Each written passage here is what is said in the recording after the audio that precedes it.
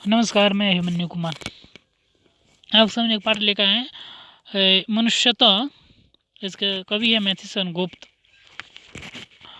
इसके सभी कविता के व्याख्या देखें। इसके कुछ अभ्यास प्रश्न हैं, इसे देखते हैं।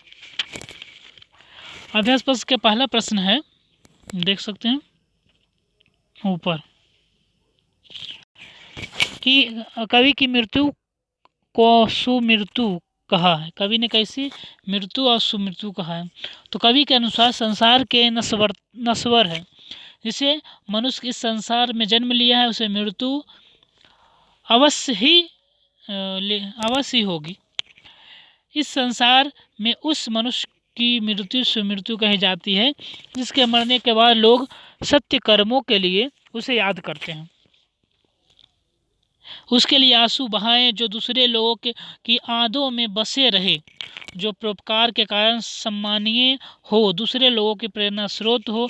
ऐसे यशस्वी मृत्यु को ही कवि सुमृत्यु कहा है। दूसरा प्रश्न, उदार व्यक्ति की पहचान कैसे हो सकती है। तो उदार व्यक्ति की पहचान यह है कि वह असीम संसार के आत्मीयता भाव से भरता है, सभी प्राणियों के साथ अपनेपन का व्यवहार करता है, नित्य परोपकार के कार्य करता है और हृदय में दूसरे के प्रति सहानुभूति और करुणा का भाव रखता है। उदार व्यक्ति दूसरे की सहायता के लिए अपने तन, मन और धन को किसी भी क्षण त्याग नहीं सकता। जो दूसरे के प्रतिरक्षा के लिए अपना सर्वस्व निछावर करने के लिए तत्पर रहता है, वह जाति, देश, रंग, रूप आदि के भेदभाव किए बिना सभी को अपना मानता है। वह स्वयं हानि उठाकर दूसरे के हित करता है। प्रेम, भाईचारा और उदारता की पहचान है।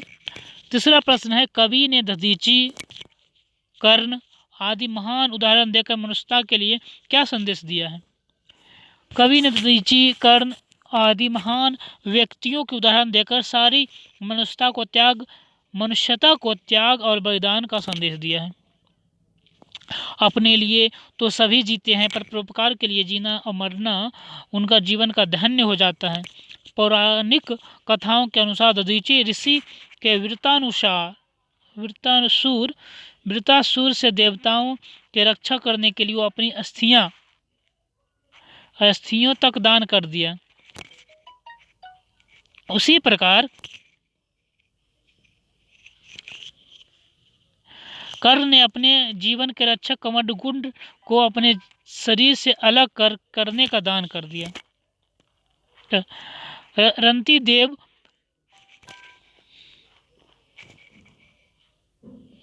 क्या है, रंती देव नामक राजा दानी भूख से व्याकुल ब्राह्मण को अपने हिस्से का भोजन दे दिया था। राजा सीवी ने कबूतरों के प्राणों की रक्षा के लिए अपने शरीर का मांस काट कर दे दिया था। ये कथाएं हमें परोपकार का संदेश देती है। ऐसे महान लोगों का त्याग के कारण त्याग के कारण ही मनुष्य जाति का कल्याण संभव हो सका है। कवि के अनुसार मनुष्य को इस नश्वर शरीर के लिए मोह का त्याग कर देना चाहिए। उसे केवल परोपकार करना चाहिए। वास्तव में सच्चा मनुष्य वही होता है जो दूसरे मनुष्य के लिए अपना सर्वस्व न्यौछावर कर दे। तीसरा प्रश्न देखते हैं, चौथा प्रश्न, कवि ने किन पंक्तियों में यह व्यक्त किया है कि हमें गर्व रहित और जीवन व्यतीत करना चाहिए। कवि ने पंक्तियों में गर्व रहित जीवन जीने की प्रेरणा दी है। रहो न भूल के कभी मृतांध तुक्ष वृत्त में, सनाध जान आपको करो न गर्भ चित्त में। कवि ने इस पंक्तियों के माध्यम से स्पष्ट करना चाहता है कि अगर इस वर्ग से सुख साधन और धन संपत्ति दिए हैं तो हमें उन पर गर्व नहीं करना चाहिए। इस संसार में कोई अनाथ नहीं है, क्योंकि ईश्वर सबके नाथ हैं। पांचवा प्रश्न है, मनुष्य मात्र बंधु से आप क्या समझते हैं, स्पष्ट कीजिए। मनुष्य मात्र बंधु से आप क्या समझते हैं, कवि के अनुसार ईश्वर सर्वत्र व्याप्त है, सभी मनुष्यों के ईश्वर की अंश है। वह मनुष्यों की सहायता मनुष्य के रूप में ही करता है। सभी मनुष्यों के परमपिता परमात्मा ईश्वर के संतान हैं और एक पिता के संतान होने के नाते सभी मनुष्य एक दूसरे के भाई के समान है। इसलिए छोटे बड़े, ऊंच नीच, रंग रूप, जाति के आधार पर भेदभाव नहीं करना चाहिए। ठीक है। विश्व के में सभी का अहित ना कर भाई समान एक दूसरे की सहायता करनी चाहिए। अहंकार वृत्त का परित्याग करना चाहिए। कवि ने सबको एक होकर चलने की प्रेरणा दी है।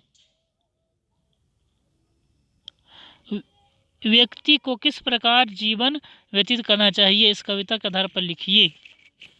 छठा प्रश्न है, व्यक्ति को कवि के अनुसार व्यक्ति सदैव परोपकार करते हुए जीवन जीना चाहिए। मनुष्य केवल अपने लिए नहीं बल्कि अपितु मानव हित सर्वोपरि मानते हुए जीवन जीना चाहिए। व्यर्थार्थ स्वार्थपूर्ण जीवन व्यतीत करना पशु प्रवृत्ति है, मानव स्वभाव नहीं है। मनुष्य को अपने एक में उदारता, त्यागशीलता जैसे गुणों का विकास करना चाहिए। दूसरे के भलाई के लिए ये सर्वस्व त्याग करना पड़े तो सदैव तत्पर रहना चाहिए। उसे तो कभी तुच्छ घमंड नहीं करना चाहिए। नियंत्रण कर्मशील रहते हुए आगे बढ़ना चाहिए। मनुष्य को ऐसा जीवन व्यतीत करना चाहिए कि लोग उसकी मृत्यु के पश्चात भी उसे सद्गुणों, त्याग, बलिदान को याद करें। वह यश रूपी शरीर को सदैव अमर बना रहे। मनुष्यता के माध्यम से कवि क्या संदेश देना चाहते हैं, यह 8वां प्रश्न है।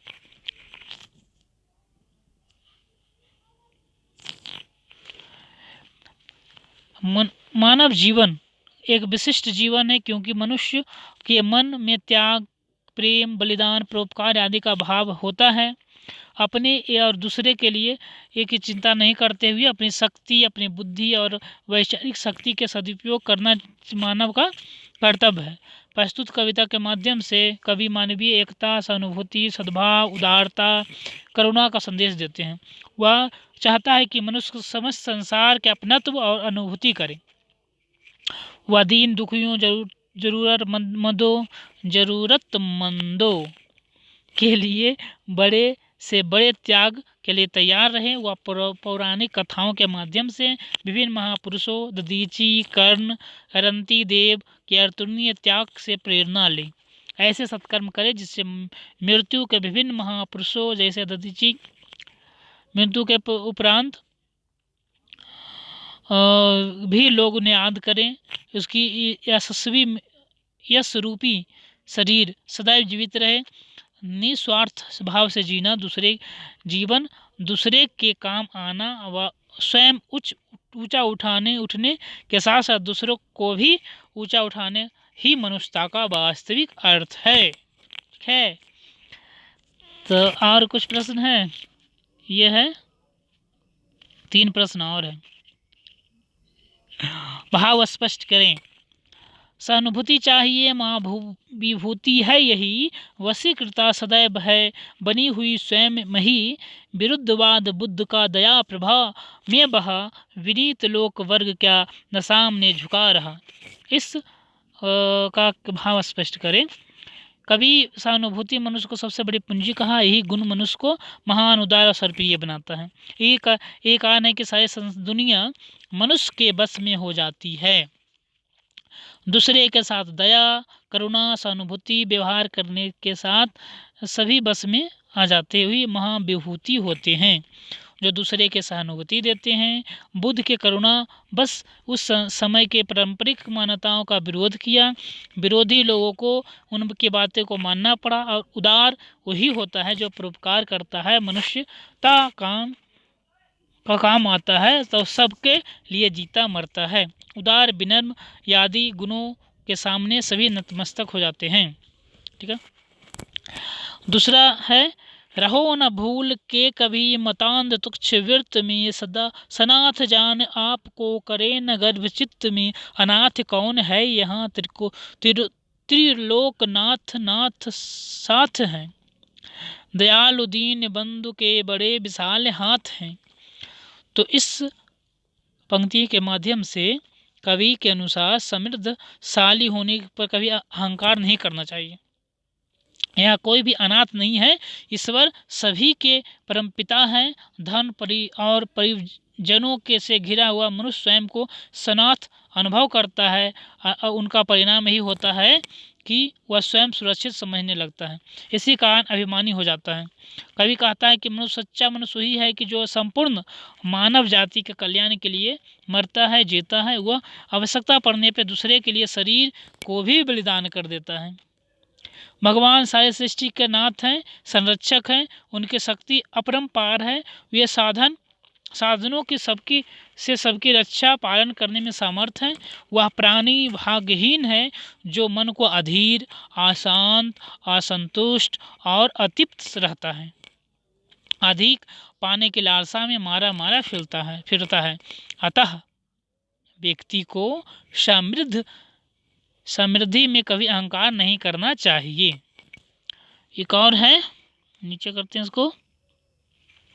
चलो अभिष्ट मार्ग से सहर्ष खेलते हुए, विपत्ति विघ्न जो पड़े उसे ढकेलते हुए। घटे न हेल मेल हाँ, बढ़े न भिन्नता कभी। अतर्क एक पंथ के सतर्क पंथ हो सभी।